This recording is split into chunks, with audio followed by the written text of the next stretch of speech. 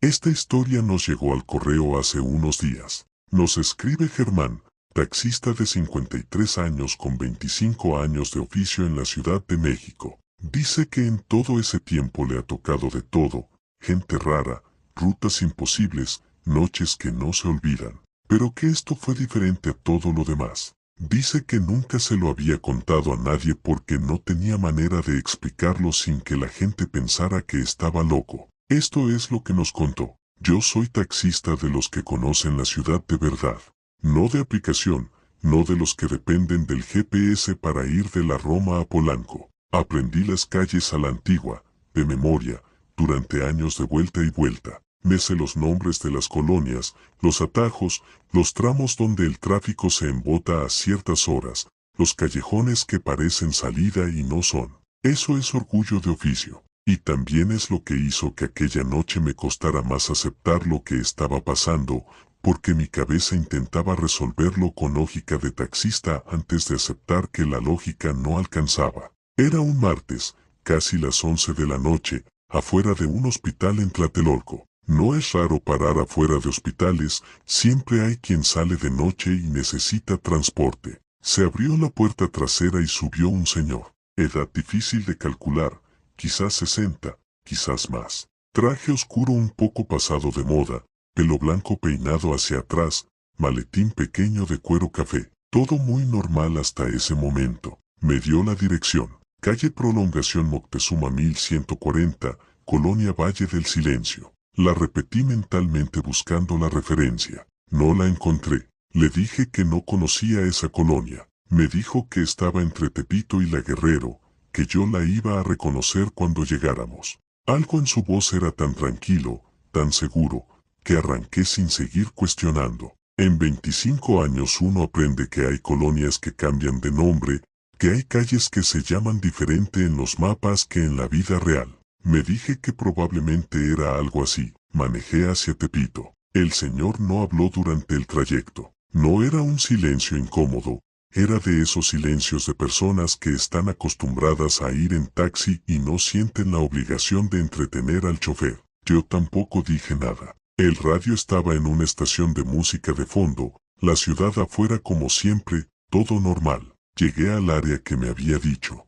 Empecé a buscar la calle Prolongación Moctezuma. No la encontré. Di 3 vueltas a la zona. Conozco Tepito y La Guerrero como mi propio patio y esa calle no existe. No en ese cruce, no con ese nombre, no de ninguna manera. Le dije al señor que no estaba encontrando la calle, que si podía darme alguna referencia más. Un metro cercano, un parque, algo. Me dijo que siguiera derecho por la calle donde íbamos, que en la segunda bocacalle doblara a la izquierda y que ahí estaba. Seguí, doblé. Era un callejón que yo nunca había visto en toda mi vida de taxista en esa zona. Corto, sin alumbrado, con casas de los dos lados que tenían todas las ventanas oscuras. Al fondo, una casa más grande que las demás con un foco amarillo encendido en el portal. El señor me dijo que ahí era. Me detuve, le cobré. Sacó el dinero exacto del saco sin contar, como si ya supiera cuánto era antes de que yo le dijera la cantidad.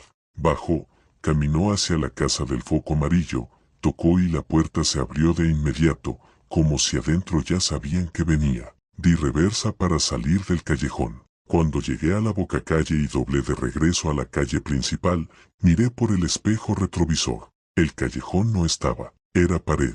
Una barda corrida sin interrupción donde yo acababa de doblar. Sin entrada, sin salida, sin nada que indicara que había un callejón ahí. Me bajé del coche. Caminé de regreso a donde debía estar la entrada. Pared sólida. Golpeé con el puño.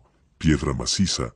No era falsa. No era un engaño de la oscuridad. Me quedé parado en la banqueta sin entender nada. Abrí mi aplicación de mapas. Busqué la calle Prolongación Moctezuma. No existía en ninguna base de datos, ni con ese nombre ni con ninguna variación de él. Busqué Colonia Valle del Silencio. Tampoco. Manejé a mi casa sin tomar más servicios esa noche. No dormí bien. A la mañana siguiente regresé al lugar en la luz del día. Caminé toda la cuadra. No había ningún callejón. La barda era continua desde una esquina hasta la otra. Le conté a mi cuñado que es de los que creen en estas cosas. Me escuchó sin interrumpirme. Luego me preguntó si el señor del traje oscuro tenía sombra cuando caminó hacia la casa. No lo había notado en el momento. Intenté recordar. El foco amarillo del portal daba hacia el frente. Si el señor caminó hacia la puerta, la luz le debía haber proyectado una sombra hacia atrás, larga, sobre el suelo del callejón. Por más que lo intento, no recuerdo ninguna sombra. Llevo 3 años intentando explicarme esa noche de alguna manera que quepa en la lógica de un hombre que conoce la ciudad como su propia cara. No lo he logrado. Lo que sí hice fue cambiar mi zona de trabajo. Ya no paro afuera de ese hospital de noche. Y cuando alguien me da una dirección que no reconozco, antes de arrancar le pido 2 referencias más. ¿Tú hubieras seguido manejando hacia ese callejón? Esta historia nos llegó de Clemente, taxista de ruta foránea de 47 años de Michoacán. 12 años haciendo el trayecto entre Morelia y Uruapan de noche porque dice que de día el tráfico no lo deja avanzar. Dice que en ese tramo ha visto cosas que preferiría no haber visto, pero que ninguna le cayó tan hondo como esta. Esto es lo que nos contó. El tramo de Morelia a Uruapan de noche tiene sus partes. Hay tramos abiertos donde la luna alcanza y uno puede ver a los lados de la carretera. Hay tramos de curvas cerradas con barranca de un lado que piden respeto y concentración. Y hay tramos de monte tupido donde los faros solo alcanzan unos metros adelante y el resto es oscuridad completa. El kilómetro 47 cae en ese último tipo. Monte de los dos lados, sin casas cercanas, sin alumbrado, sin nada que justifique que alguien esté parado ahí a las 2 de la mañana. Por eso cuando vi a la muchacha en el acotamiento me sorprendió. Joven, no más de 20 años, vestido claro, sin bolsa, sin mochila, sin nada en las manos, parada en el acotamiento derecho con el brazo levantado pidiendo aventón o taxi. Me detuve porque de noche en carretera una muchacha sola es una muchacha sola y uno no puede seguir de largo con eso en la conciencia. Subió, buen olor, educada, tranquila. Me dijo que iba a Uruapan, a la colonia Morelos, que si la podía dejar en la calle principal. Normal hasta ahí. Le pregunté qué hacía sola en carretera de noche. Me dijo que había habido un problema con el camión en que venía y que se había bajado a esperar.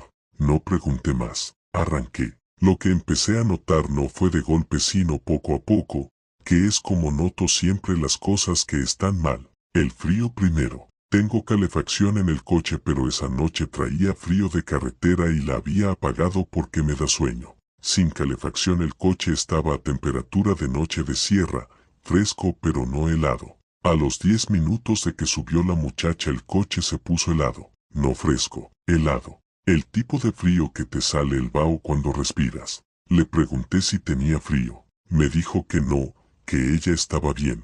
Y ahí fue la segunda cosa, no le salía vaho cuando hablaba. Yo sí, ella no. Traté de encontrarle explicación. Me dije que quizás ella traía ropa más abrigadora de lo que parecía. Que quizás yo tenía fiebre y por eso sentía más frío. Las explicaciones que uno se inventa cuando no quiere aceptar lo que está viendo. Seguí manejando. Ella no habló más. Miraba por la ventana del lado derecho, hacia el monte, con una expresión que no era de alguien que va pensando en a dónde llega sino de alguien que está viendo algo específico en la oscuridad afuera. Como a la mitad del trayecto me preguntó si podía cambiar la estación del radio. Le dije que sí, que adelante. Extendió la mano hacia el radio. La mano que vi extenderse tenía algo que no cuadraba y tardé 2 segundos en identificar qué era. La temperatura. No lo sentí porque no la toqué. Lo vi. Los dedos estaban de un color que no era el de una mano viva. No azul, no negro, no un color de enfermedad. Era simplemente un color que no pertenecía a algo que tuviera circulación adentro. Cambió la estación a una que yo no reconocí. Música vieja, de los 40 o 50, un bolero que no identifiqué. Y se quedó así, con la mano todavía cerca del radio, escuchando. Llegamos a las afueras de Uruapan. Me iba a indicar la colonia Morelos cuando me dijo que me detuviera. Estábamos a 2 kilómetros de la ciudad, en un punto donde la carretera pasa junto al panteón municipal. Le dije que todavía no llegábamos a la colonia. Me dijo que ahí estaba bien, que era cerca de donde vivía. El panteón cierra a las 6 de la tarde. Eran las 3 de la mañana. Me detuve. Ella bajó. Le dije la tarifa. Me miró y sonrió por primera vez en todo el trayecto. Una sonrisa que era bonita y al mismo tiempo era la cosa más triste que he visto en mi vida. Me dijo que no traía dinero, que lo sentía mucho. Antes de que yo pudiera decir nada se dio la vuelta y caminó hacia la reja del panteón, que seguía cerrada con cadena y candodo. No la vi abrir la reja, no la vi brincar la barda, la vi caminar hacia la reja y luego no estaba. Arranqué sin querer ver más. Esa noche llegué a Uruapan, me estacioné en la central y llamé a mi hermano solo para escuchar una voz conocida. Le dije que había tenido un viaje raro. No le di detalles. Al día siguiente en la central le conté a un compañero de ruta lo que había pasado. Me escuchó con una cara que no era de sorpresa. Me preguntó en qué kilómetro la había recogido. Le dije que en el 47. Asintió. Me dijo que en el 47 había un cruce negro, que así le llaman los taxistas de la ruta a los puntos donde ha habido muertes en carretera, que en ese punto en específico había muerto una muchacha joven hacía como 8 años, accidente de autobús, que de vez en cuando alguien la recogía sin saber quién era. Le pregunté si los que la recogían siempre llegaban bien. Me dijo que sí, que ella no hace daño, que solo quiere llegar a donde va. Nunca supe si llegó, pero desde ese viaje, cuando paso por el kilómetro 47 de noche, siempre reviso el asiento trasero por el espejo antes de acelerar, solo para asegurarme de que voy solo. Esta historia nos llegó de alguien que pidió que lo llamáramos solo Marcos, taxista de aplicación, 38 años, de Guadalajara. Dice que lo que le pasó esa noche lo tiene sin querer agarrar servicios nocturnos y que si los agarra ya no los hace solo. Dice que entendió demasiado tarde que hay reglas en este oficio que nadie te enseña pero que cuestan caro cuando las rompes. Esto es lo que nos contó. Hay una regla entre los taxistas de aplicación que trabajan de noche que se transmite de oído, de taxista a taxista, sin que esté escrita en ningún lado porque si estuviera escrita parecería superstición y nadie la tomaría en serio. La regla dice que entre las 3 y las 4 de la mañana hay que ser muy selectivo con los servicios que uno acepta, no por seguridad personal, que eso es otro tema, sino porque a esa hora, en esa franja específica, no todo lo que pide un viaje en la aplicación tiene cuerpo físico. Yo escuché esa regla al tercer mes de trabajar en esto. Me la dijo un taxista viejo en una fila de gasolinera. Me pareció folclore de gente supersticiosa y me la eché a la bolsa sin tomarla en serio. 4 meses después la recordé con una claridad que ojalá hubiera tenido antes. Era sábado, las 3:14 según el reloj del tablero, zona de Zapopan. Me llegó un servicio. Dirección de salida, Avenida Patria 2230. Dirección de llegada, sin especificar, el usuario había puesto solo, donde me diga. Eso es raro porque la aplicación normalmente pide destino, pero de vez en cuando hay usuarios que lo dejan abierto. Acepté. Llegué a la dirección en 4 minutos. Era un edificio de departamentos residencial, bien iluminado, con portero. Toqué el claxon una vez como es costumbre. Esperé. Nadie salió. Toqué de nuevo. Nada. Estaba a punto de cancelar el servicio cuando se abrió la puerta trasera del lado derecho. No vi a nadie abrir la puerta. La puerta simplemente se abrió. Me quedé viendo por el espejo retrovisor. El asiento trasero parecía vacío, pero la puerta estaba abierta y el peso del coche cambió, muy sutilmente, como cuando sube alguien que no pesa demasiado. Lo noté en la suspensión. En ese pequeño asentamiento que hacen los coches cuando reciben el peso de un cuerpo.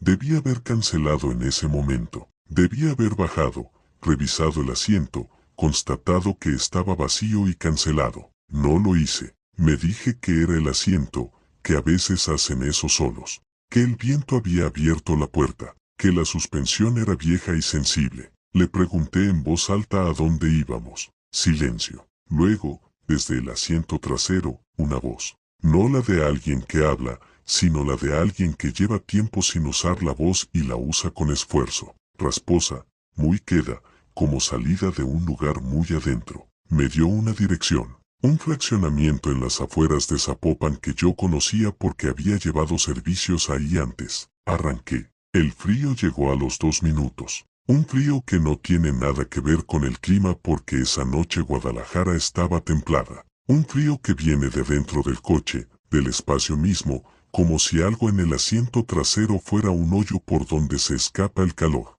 El radio se apagó solo. Lo prendí, se volvió a apagar. Lo dejé apagado. Manejé en silencio. Por el espejo retrovisor el asiento trasero seguía pareciendo vacío, pero yo sabía que no lo estaba porque el peso seguía ahí, ese pequeño hundimiento en la suspensión que no desaparece, y porque cada curva que hacía el coche, el movimiento del peso en el asiento trasero era el de algo que se acomoda con la inercia, no el de un asiento vacío. Llegamos al fraccionamiento. Me indicó la calle con esa voz que usaba con tanto esfuerzo. Luego el número. Me detuve frente a una casa que tenía todas las luces apagadas. La puerta trasera se abrió sola. La suspensión regresó a su posición normal. El peso había bajado. Me quedé esperando no sé qué, un portazo, un adiós, algo. La puerta se cerró sola, despacio, con un clic muy suave, y el frío desapareció de golpe. De un segundo a otro el coche estaba a la temperatura de la noche de afuera,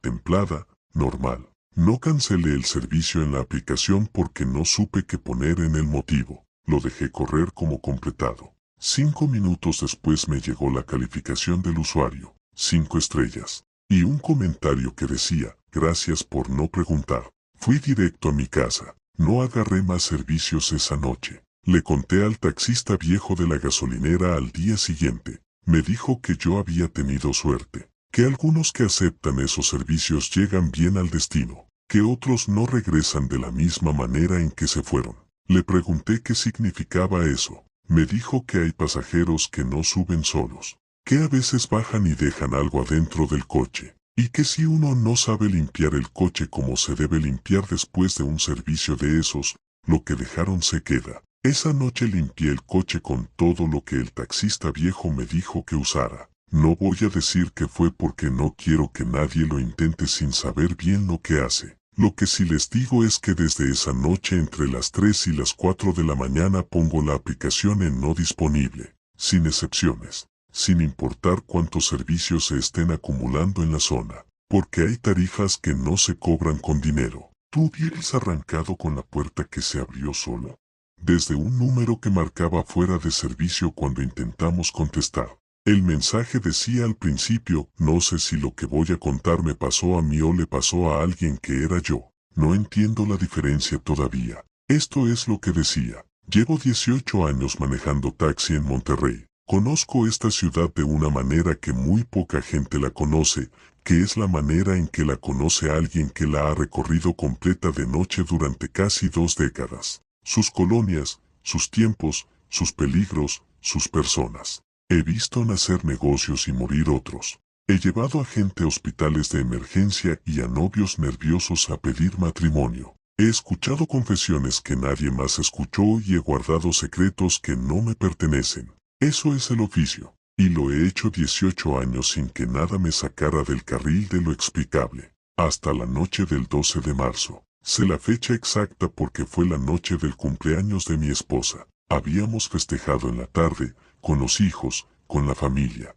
A las 9 de la noche salí a trabajar porque con taxi de noche se gana diferente y el gasto de la fiesta había sido más de lo presupuestado. Mi esposa me dijo que tuviera cuidado. Le dije que a las 2 estaba de regreso. Trabajé normal hasta la 1:30. Buenos servicios, buenas zonas, sin problema. El último servicio me lo pidió un hombre desde una dirección en San Nicolás. Me llegó la solicitud, acepté, llegué a la dirección en 7 minutos. Era una casa de colonia popular, bien presentada, con luz en la sala encendida a pesar de la hora. Salió un señor de unos 50 y tantos años, complexión regular, camisa de cuadros, pantalón de vestir, zapatos negros. Una cara completamente ordinaria, de las que uno ve y a los 5 minutos ya no recuerda porque no tiene nada que las distingue. Subió, me dio una dirección en la colonia Independencia, otro municipio, como 40 minutos de trayecto a esa hora con las calles vacías. Arrancamos. El hombre tampoco era de hablar, miraba por la ventana. A los 10 minutos me preguntó cómo me llamaba. Le dije mi nombre. Asintió, como si lo estuviera confirmando, no como si le estuviera siendo presentado. Luego me preguntó cuántos años llevaba en el oficio. Le dije 18. Me dijo que se notaba, que los taxistas con años tienen una manera de manejar que los delata, una relación con la ciudad que no se aprende de un año para otro. Lo dijo con el tono de alguien que sabe de lo que habla. Le pregunté a qué se dedicaba él. Me dijo que a recoger cosas, que tenía que ir a recoger algo en la Independencia y que prefería no manejar solo de noche. No me pareció raro. Hay personas que prefieren taxi a manejar solos de noche por seguridad. Llegamos a la Independencia. Me fue indicando las calles. Llegamos a una calle sin salida con una sola casa al fondo. Me dijo que esperara, que era un momento. Bajó, caminó hacia la casa, tocó. La puerta se abrió, entró. Esperé 15 minutos, 20. A los 25 minutos bajé del coche a ver si el señor había salido por otro lado o si necesitaba algo. La casa no tenía luz. Las ventanas estaban oscuras. La puerta estaba cerrada. Toqué. Nadie abrió. Di la vuelta a la casa. No había salida trasera. Una sola puerta, una sola entrada. El señor no estaba. Esperé 10 minutos más afuera de la puerta. Nada. Finalmente cancelé el servicio en la aplicación y regresé a mi coche. Manejé a mi casa desconcertado pero sin el pánico que quizás debía haber tenido porque en ese momento todavía creía que había una explicación lógica que yo no estaba viendo. Llegué a mi casa a las 3 con algo. Mi esposa ya dormía. Me acosté sin despertar a nadie. A la mañana siguiente el teléfono me despertó temprano. Era mi cuñado, casado con la hermana de mi esposa. Me preguntó dónde había estado la noche anterior. Le dije que trabajando, que había llegado a las 3. Me dijo que no era posible. Le pregunté por qué. Me dijo que él me había visto a las 11 de la noche en el hospital universitario, que yo estaba en la sala de espera de urgencias, que se había acercado a saludarme y que yo no lo había reconocido, que lo había mirado como si no supiera quién era, que había pensado que yo estaba en shock por algo. Le dije que yo no había estado en ningún hospital, que a las 11 de la noche estaba trabajando en San Nicolás. Me dijo que me iba a mandar la foto. La foto llegó. Era yo. Mi ropa de esa noche, mi cara. Sentado en la sala de espera de urgencias del hospital universitario a las 11:43 según el reloj de la pared que salía en la imagen. A las 11:43 yo estaba llevando un servicio de Cumbres a Valle Oriente. Tengo el registro en la aplicación. Nunca estuve en ese hospital, pero en la foto estoy yo. Fui al hospital esa tarde. Hablé con la recepcionista de urgencias. Me mostré en el monitor de las cámaras de seguridad.